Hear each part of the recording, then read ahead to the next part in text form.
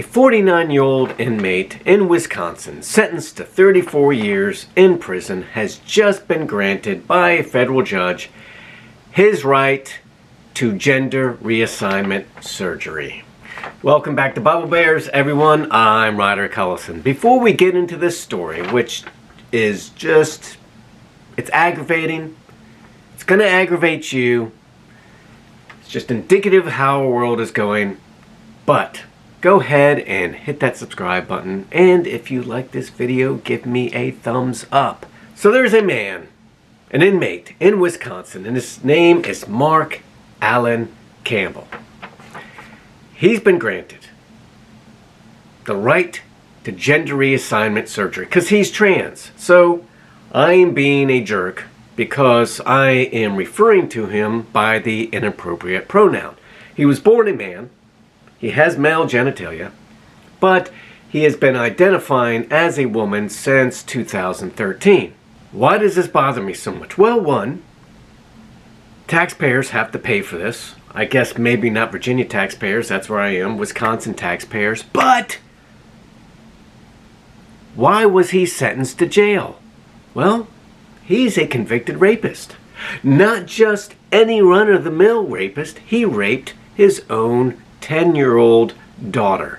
Yes, and so now taxpayers get to pay for his gender reassignment surgery. Why? Well, in 2016, he sued for gender reassignment surgery under the grounds that it violated his 8th Amendment rights, which say that, there can't be cruel and unusual punishment against inmates. Which typically means you can't beat them, you can't starve them. There's nothing really in there when this was framed in the Constitution about, oh, it would be cruel and unusual not to remove a man's male genitalia. But that's exactly what's happening here, because the judge is saying that Mark Allen Chapman, you know what, it doesn't even matter. The man raped his 10-year-old daughter. Okay, yeah, maybe you want to know the details. So the judge is saying, look, this guy suffers from such severe gender dysphoria that since he now identifies as a woman, simply having male genitalia is creating for him anguish.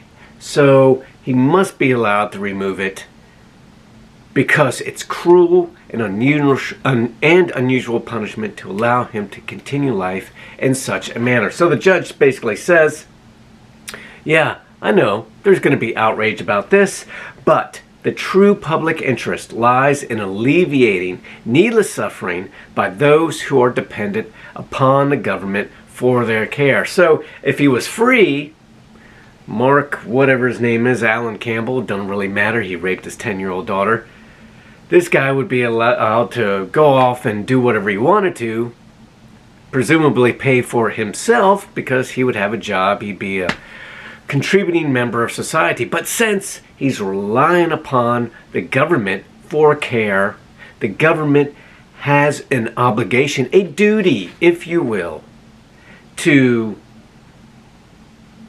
kowtow to this man's mental illness and remove his genitalia for him to alleviate him from further undue suffering. Like the suffering that he perpetrated on his 10-year-old daughter. Now, the Department of Justice, interestingly enough, said to the judge, if you do grant this gender reassignment surgery, which the judge did end up doing, we want this person to spend at least 1 year in a women's correctional facility. I don't know what their motives are for that, but he has to spend there at least 1 year before they're willing, or whoever is willing, to sign off on the surgery. Now, it turns out there's only one surgeon in Wisconsin with the abilities to perform this type of surgery, and that surgeon, I don't know if it's man or woman, that surgeon would have to also sign off on performing the surgery. So this guy, this inmate, is going to have to deal with his anguish and undue suffering for at least another year. Now, before this, he was granted some accommodations. He was allowed to wear a dress. He was given hormone therapy. I'm not sure why this all of a sudden happened to him while in jail, or if this gender dysphoria was actually a thing when he was attacking his own daughter. I don't know. But guess what? He gets to go to a women's prison now. Is he going to be segregated from the population there? I don't know. I think this is unfair to the women in the prison by inserting a man who attacks other women into the prison with them. What about their rights? It doesn't really matter these days.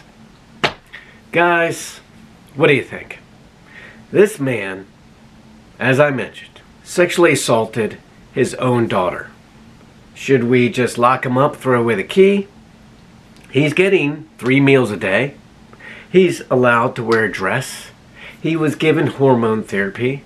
That wasn't good enough. So now taxpayers have to pay for his gender reassignment surgery. Do you think this is fair? Do you think we should have to pay for it? Not pay for it? Do you think he should just have to live with his suffering? Do you think prison is just enough and that it's unfair to keep him in prison and submit him to the anguish of his own body parts? What do you think? Put it in the comments below. I'd love to hear from you. I think this is controversial. Obviously, from a Christian point of view, I have issues with this.